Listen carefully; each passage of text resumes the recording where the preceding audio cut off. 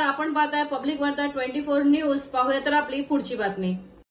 कोणीही मुख्यमंत्री संपर्क केले नाही.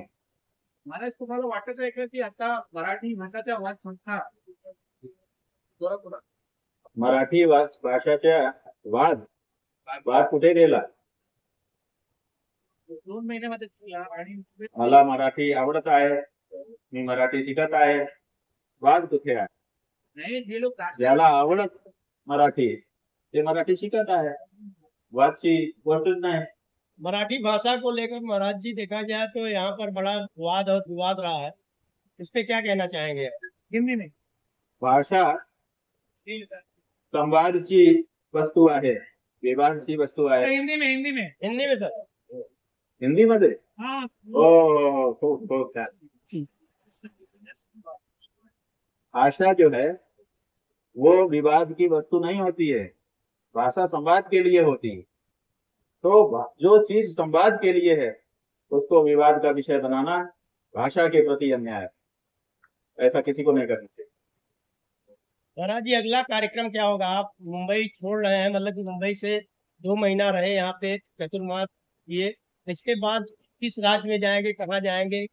देखिए, यहाँ रहते रहते ही हम लोगों ने एक लक्ष्य निर्धारित किया.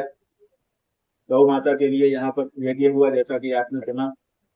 3 करोड़ 33 लाख से अधिक आहुतियां, जो शुद्ध आहुतियां हैं वो डाली गई. वैसे तो 4 करोड़ से ज्यादा आहुति गिनने के अनुसार जितने लोग बैठे थे आहुतियां जितनी डाली नहीं हुई, लेकिन हम लोग उसमें से शुद्ध आहुति गिनते हैं कि कभी कभी कोई पंडित भूल गया, कभी कुछ हो गया, तो शुद्ध आहुति गिनते हैं. तो 3 करोड़ 33 लाख शुद्ध आहुति लोगों ने यहाँ पे यज्ञ में आहुति होनी.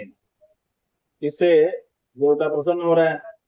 गौ माता के बारे में जो जागरूकता है वो फैल रही है. तो हम सोचते हैं और नेताओं की बुद्धि भी शुद्ध हो रही है, जनता की भी बुद्धि शुद्ध हो रही है. तो हम ये चाहते हैं कि अब यहाँ से निकल करके, वैसे जगह जगह से हमारे लिए बुलावा है, अलग अलग कार्यक्रमों में निमंत्रित हैं, लेकिन हम उनको छोड़ रहे हैं. गौ माता के काम के लिए यहाँ से निकल करके अपने गुरु जी महाराज की समाधि का दर्शन करते हुए हम सीधे बिहार जा रहे हैं. और बिहार में चुनाव होने वाला है.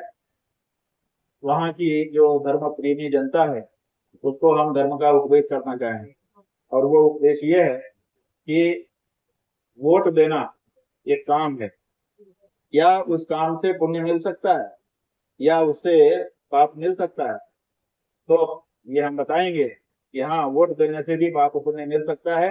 अगर आज तुमने गलत व्यक्ति को वोट दे दिया तो पाप मिलेगा, और सही व्यक्ति को दे दिया तो पुण्य मिलेगा. तो ये जो पाप पुण्य की परिभाषा है, इसको बताना हमारा धर्माचार्य के होने के नाते काम है. और हम जा रहे हैं बिहार और वहां पर लोगों को ये समझाएं. विचारणीय प्रश्न है कि जो लोग गणपति जी की पूजा कर रहे हैं, क्या उनको गणपति की पूजा का पूरा फल मिल रहा है? तो हम कहना चाहेंगे कि उसमें से बहुत से लोग ऐसे हैं जो गणपति की पूजा तो बड़े उत्साह से कर रहे हैं, लेकिन उनको पूरा फल नहीं मिलेगा. क्यों नहीं मिलेगा? क्योंकि शास्त्र में जो विधि बताई गई है मूर्ति बनाने की, उस विधि से मूर्ति ना बना करके मनमानी मूर्ति बना रहे हैं. शास्त्र में 8 प्रकार की मूर्ति भगवान की पूजा के लिए बताने के लिए कही गई है.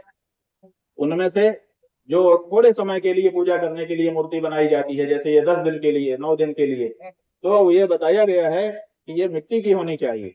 और हमारे यहाँ जो भी मूर्ति बनती है वो 3-4 चीजों को मिला के नहीं बनती है. अगर पत्थर की है तो पूरी पत्थर की होना चाहिए, अगर मिट्टी की है तो पूरी मिट्टी की होनी चाहिए. उसके अंदर लोहा नहीं हो सकता, उसके अंदर लकड़ी नहीं हो सकती, उसके अंदर दूसरा कुछ नहीं हो सकता. तो केवल मिट्टी की, वो भी पवित्र जलाशय से लाई हुई मिट्टी से मूर्ति बनाई जाती है, तब उसकी पूजा होती है. और पूजा करने के बाद जलाशय में विसर्जन का अधिकार होता है. लेकिन जलाशय से निकाली मिट्टी हमने निकाला नहीं, और बाहर से पता नहीं क्या क्या मूर्ति के नाम पर ले जा करके अगर हमने जलाशय में डाल दिया तो इसका बात हमको लगता है. इसलिए हम कहना चाहेंगे कि इस बारे में जागरूकता करने की आवश्यकता है कि अशास्त्रीय ढंग से मूर्ति बना करके हम पूजा का उत्साह तो प्राप्त कर सकते हैं, लेकिन पूजा का जो फल है वो शास्त्रीय विधान से करने से ही हमको मिलेगा. गुरुजी, महाराष्ट्रामध्ये पण अनेक असे नेते आहेत जे गौ हत्याच्या विरोधात बोलत नाही आणि गौ हत्याचं समर्थन करतात. त्यांना काय संदेश देतात? गो हत्याच्या समर्थन करणारा जे पण नेता आहे, महाराष्ट्रात होय अथवा अन्य प्रदेशात होय, ते आमच्या वोटचे अधिकारी नाही, हिंदू वोटाचे अधिकारी ते नाही. हिंदू त्यांना वोट नको, देऊ नको. मी स्पष्टपणे नीटपणे सांगत आहे. शंकराचार्य जिस प्रकार से जीएसटी को लेकर क्या कहना चाहते हैं, कम किया गया उस पर? महाराज जी, महाराष्ट्र में गौ हत्या बंदी लागू है, क्या आप चाहते हैं पूरे देश में इस तरह के कानून गोवा से लेकर बिल्कुल बिल्कुल, पूरा देश, अगर पूरा देश एक है, अगर पूरा देश एक है तो देश में एक संविधान, एक विधान, सब बात चल रही है ना, एक चुनाव, सब तो हो रहा है. तो जब सब कुछ हो रहा है तो गाय के बारे में हर प्रदेश में अलग अलग कानून क्यों? एक कानून बनाओ पूरे देश में, अगर भारत एक है.